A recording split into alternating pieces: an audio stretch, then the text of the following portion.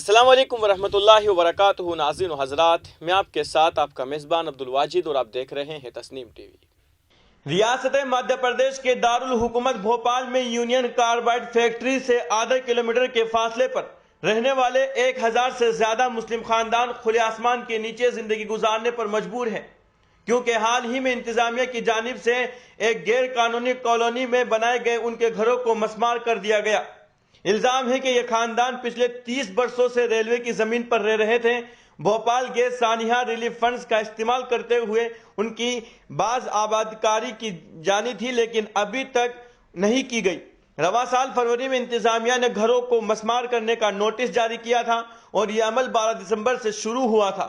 Gas leakage سے متاثرین کے لیے کام کرنے والی ایک کارکن رچنا ڈھینگرا نے دعویٰ کیا کہ تقریباً 400 خاندانوں کو وقف بورڈ کی زمین پر منتقل کر دیا گیا ہے، جبکہ تقریباً 1000 سے زائد خاندانوں کے پاس ریلوے پٹریوں پر رہنے کے سوا کوئی چارہ بچا نہیں ہے۔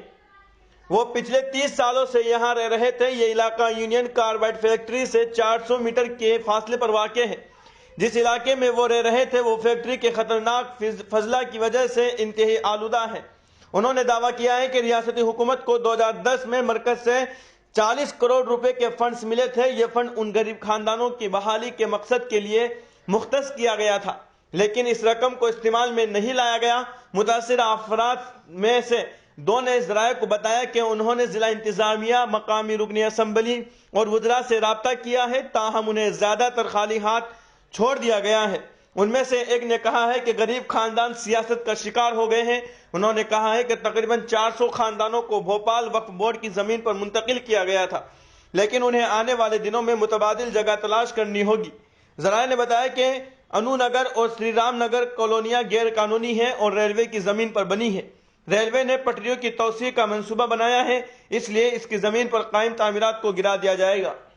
تو فی الحال کی خبر میں اتنا ہی۔ ملک اور غیر ملک کی تمام بڑی خبریں جاننے کے لیے دیکھتے رہیے تسنیم ٹی وی۔ آپ کے میزبان عبدالواجد کے ساتھ اللہ حافظ۔